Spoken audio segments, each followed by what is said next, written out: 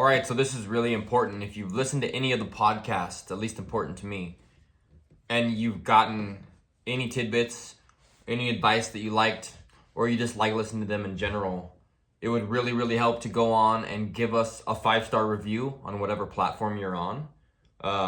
It would only help if you give us a 5-star review. If it's you didn't get something from our podcast, you didn't enjoy the podcast, and you're thinking about leaving like a 2-star or a 3-star, I would just not review us at all. Just tell your mom or tell your brother about that, how bad we are. But don't review us unless it's 5 stars.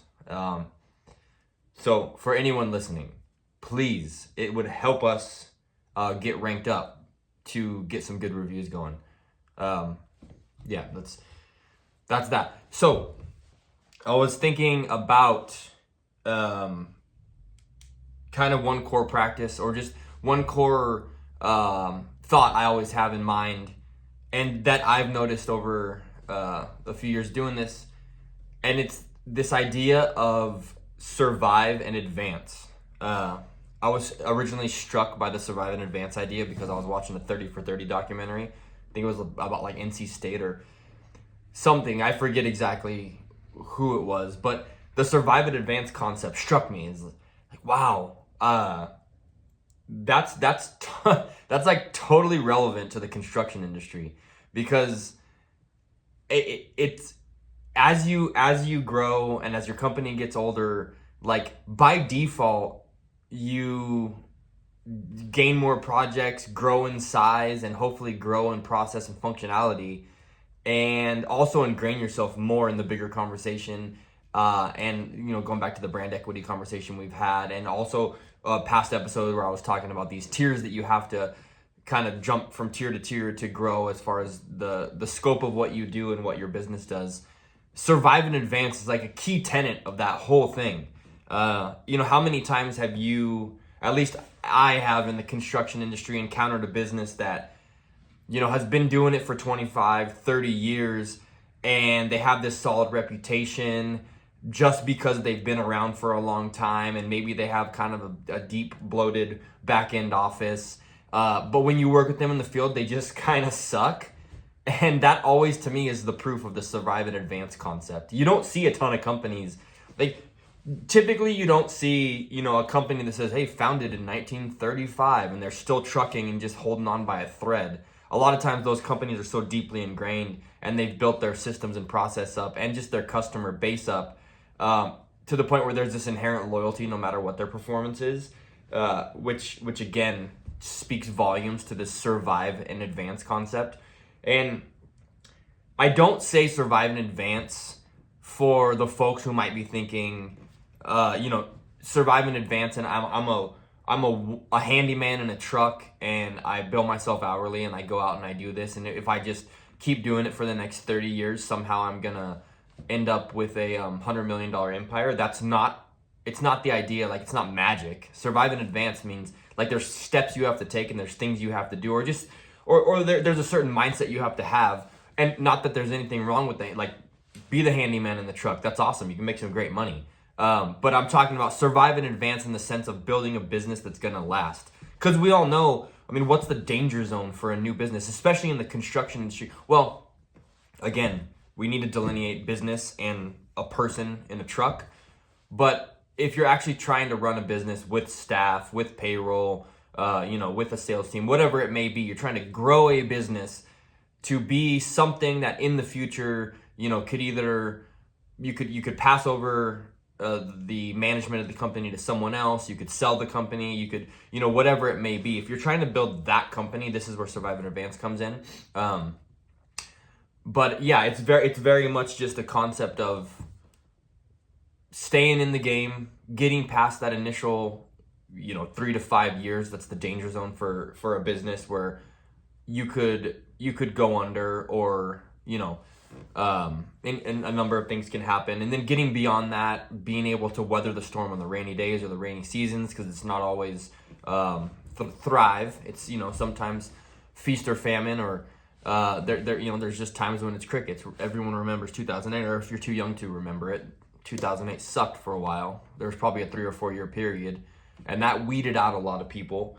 But if you follow like some simple concepts, I think the survive and advance mentality can really help mitigate some of the long-term stressors around building a company and ingraining yourself in the bigger conversation from a brand perspective. So I noted a few things that the survive and advance mentality, in my mind, makes you focus on, just a few bullet points, and why I think it's a very important mentality when approaching your business, as opposed to a mentality of I'm going to take over the world in 2 years and I'm going to go from, maybe working for someone to starting my company with me and 2 employees, and just having a delusion that in a very short amount of time I'm going to have 100 employees and take over the world. It's just not realistic. But survive and advance is realistic, in my opinion. Number one, what it does, the survive and advance mentality, it makes you focus on just general resilience, because that's one of the key factors when you're first starting out that you're going to have to overcome. You're going to start as the underdog. You're going to start as the company that nobody knows. And that's going to be an uphill battle for a while.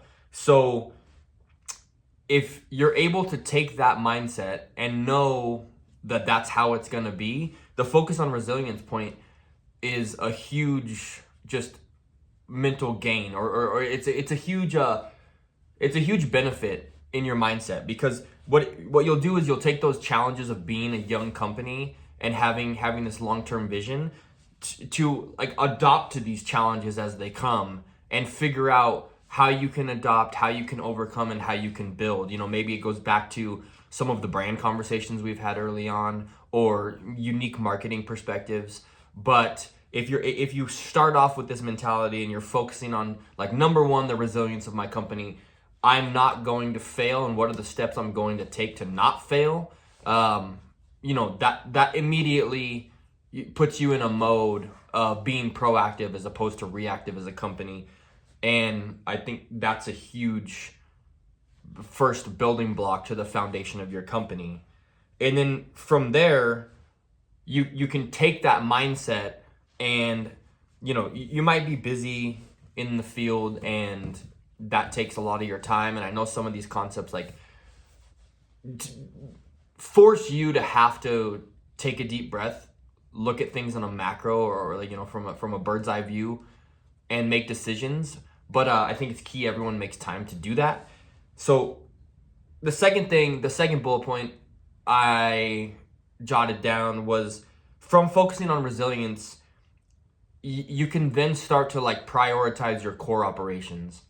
And whether that means, initially it's just me in a truck doing, tile finish work or interior carpentry, I could start to think about what's my core operation, what's my wheelhouse with what I'm doing, and what's the most profitable, and how can I take that and build upon that. I focused on resilience. I focused on how I'm just going to stay in the game. Now I look at, well, what are my profit centers and what's my core operations, and I can prioritize those. And for instance, if I am that interior trim guy, maybe it's me and a helper, I can look at my past 15 projects over the course of 6 months and say, okay, on the projects where I went in and I worked for a general contractor and did, base case and door trim, or base case, window, maybe some crown,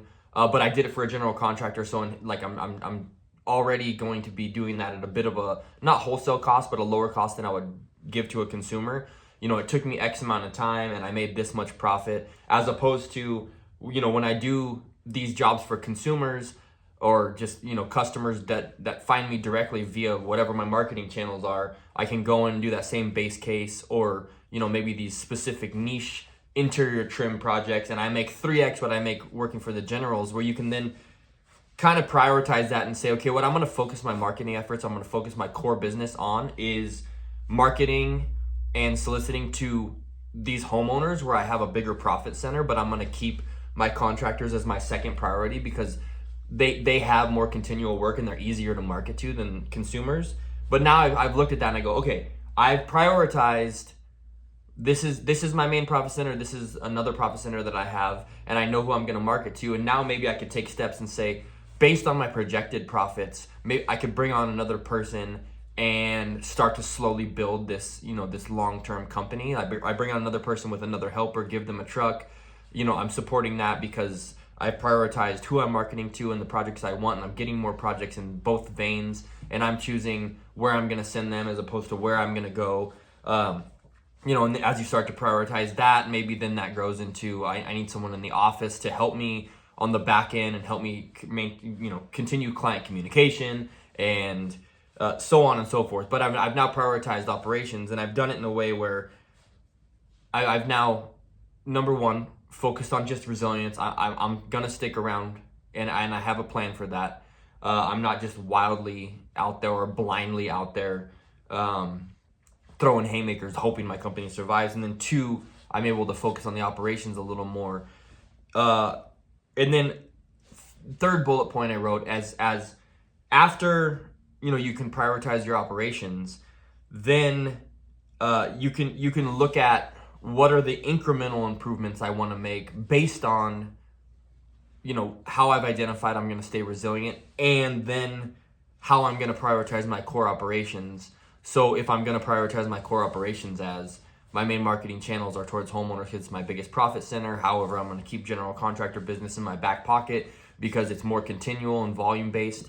The incremental improvements I'm going to make are, how am I going to do that? Am I going to set up my interior trim crews that now maybe I've grown and I have 2 crews in trucks, each a finished carpenter helper, or maybe it's a 3-man, however you set up your operation. What are the incremental improvements I can make to be more efficient long term? Is it I'm in a bad weather climate personally, so do I look at maybe an investment in a 15-foot trailer where I can set up a full cut station, that I roll to a job site, or my employees roll to a job site. They can flip open the back door with the little ramp, and then they can go inside and they have their chop saw already set up in their table saw, or maybe it's strapped down so they can just drop it down immediately, park it in the driveway, park it out in front of the job site, and they have a cut station. So, initially that's going to, number one, save me the energy of every day having to, however your tools are stored, roll them out on the job site, roll out your cords, do everything for an hour every morning and an hour at the end of the day. You now have everything kind of functionally in this one spot that maybe it takes you 20 minutes morning, 20 minutes night, and that's where you make all your cuts. Now I understand you're like, okay, you'd have to walk back and forth to do that, but if you're in a bad climate and snowy, or it's rain, or it's terrible, or someone has a job where they don't want you cutting in their house, maybe it opens up also more work for you too, because if there's times where like the weather's too bad and you can't even work because you don't have a place to set up your tools, like you've made an incremental improvement that's going to add profitability. And that is just an example of like a field incremental improvement. There's so many incremental improvements you can make in the office, or again, going back to some past episodes, with the structure of your proposals so you can score more projects, or with your brand, what are the incremental improvements you're going to do to build your brand identity. But you've now focused on resilience. So number one, you just didn't go out of business. And because you didn't go out of business, you started to think about what are my core operations and how I can become more profitable and more efficient. And then you started to think about incremental improvements, where it's, okay, now I'm making these small changes, not dramatic changes, because I'm not gonna, in 2 years' time, go from making, 300,000 in gross profit to 100 million. It's just not real. I'm gonna make incremental changes for the long run, and this is gonna be something that's gonna sustain me for a long time. Now moving on. Then, fourth bullet point I have here, you can then focus on your resource management. You've now focused on these other 3 bullet points. Resource management becomes key, because now you're going to have overhead. It's going to be labor overhead. It's going to be inner office, your infrastructure overhead. Maybe it's your marketing, maybe, whatever it may be. But then you can think about the resource management. If you're a company that has, 2 crews out in the field, you have somebody in the office that's doing all your back end books, and maybe they're doing payables, receivables, helping out with estimating, whatever they may be doing, or maybe they're just generally an office manager. And then you could have inside sales, you could have an inside estimator, a material acquisition person that helps you out, whatever it may be.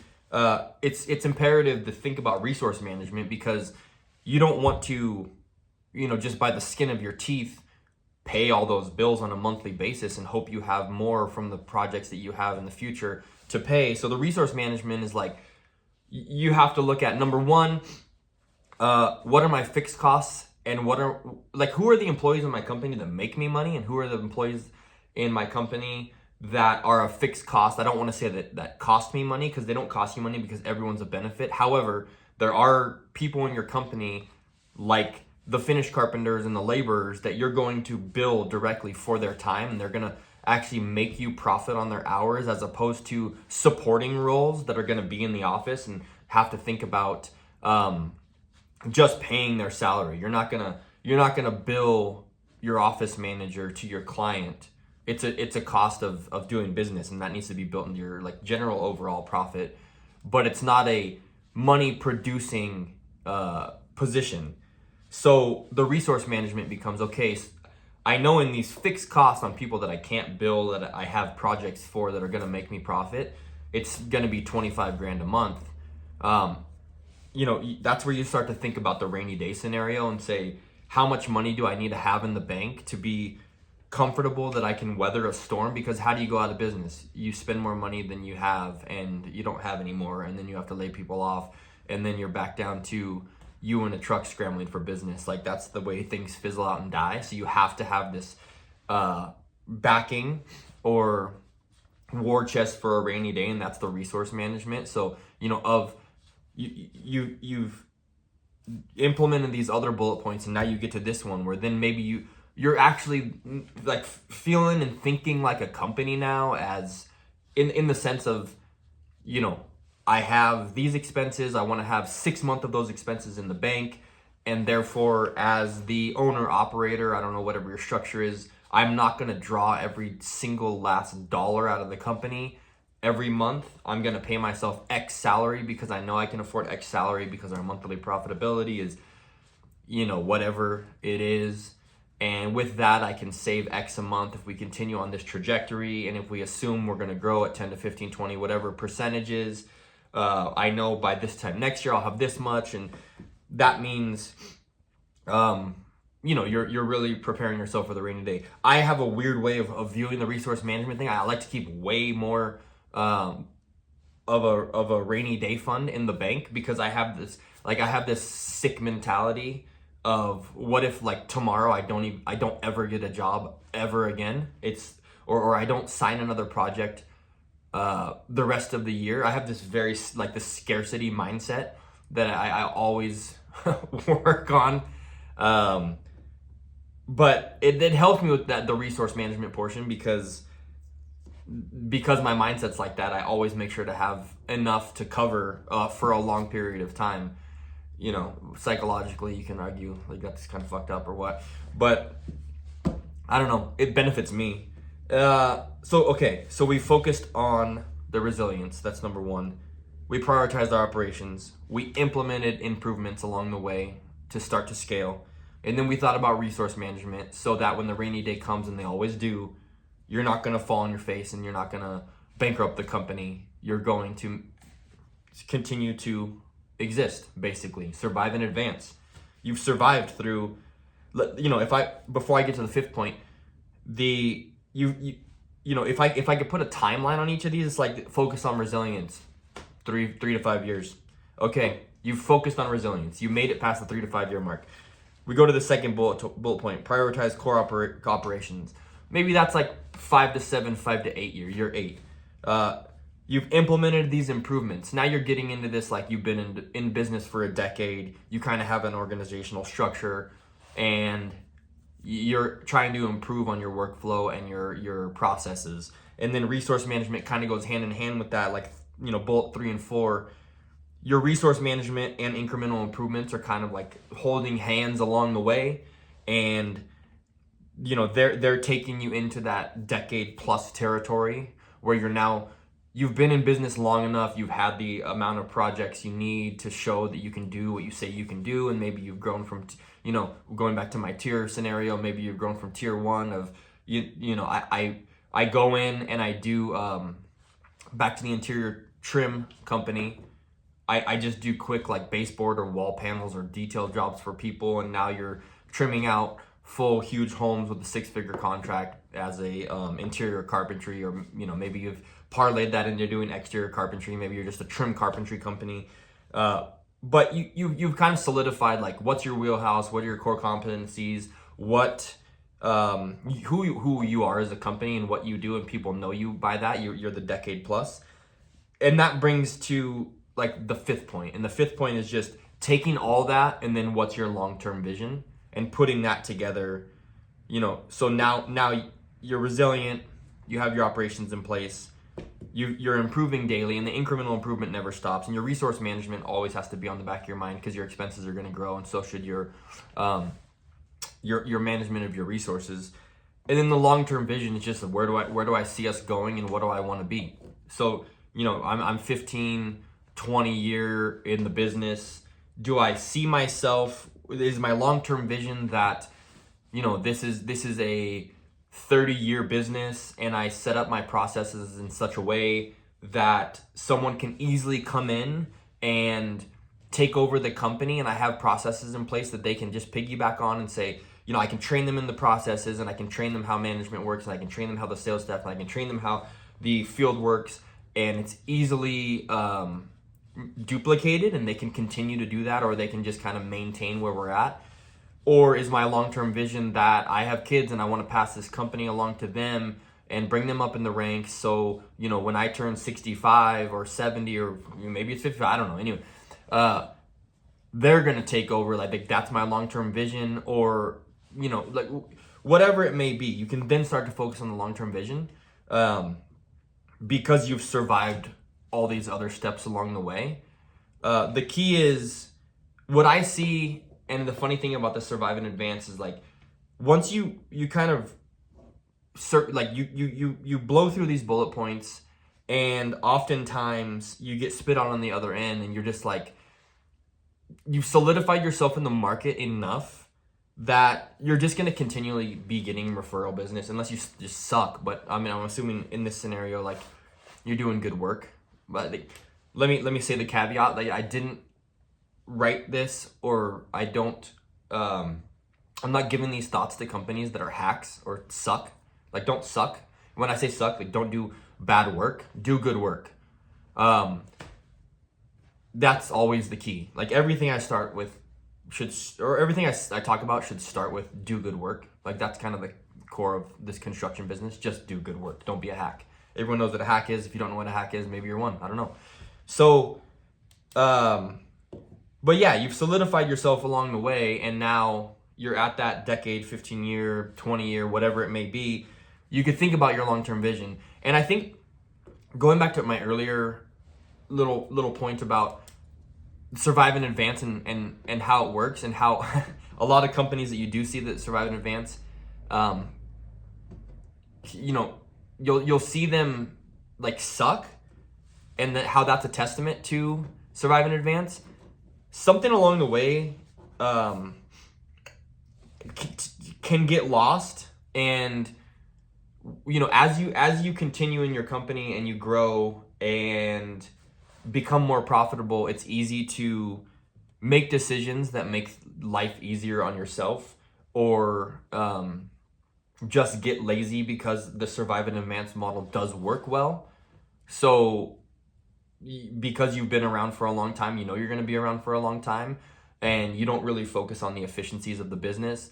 And I think that's efficiencies, meaning like customer interface, and how you deal with the customer and how you deal with the project tends to change. Oftentimes it gets bloated, or it just gets slow, or it's just not like a fun experience. But again, it's funny as I'm talking through this. It's like, but with the survive and advance scenario, yeah, maybe that's the case. However, because you've proven yourself and you now have an organization that is proven to be able to do the work, all people don't really care. They'll still just call you because you've been around a long time and you've proven you can do the work, even if it's not the greatest customer experience.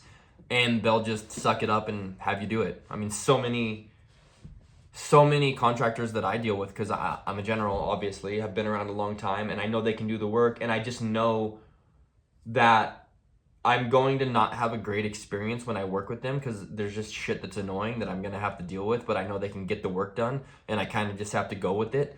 And again, it's because the survive and advance, I keep saying it, they've been around long enough to do it right, and you're able to have these inefficiencies because of it. It's a really funny thing, but I don't think I don't think that has to be the case. I think with the 5 bullet points, that kind of went on a complete tangent there.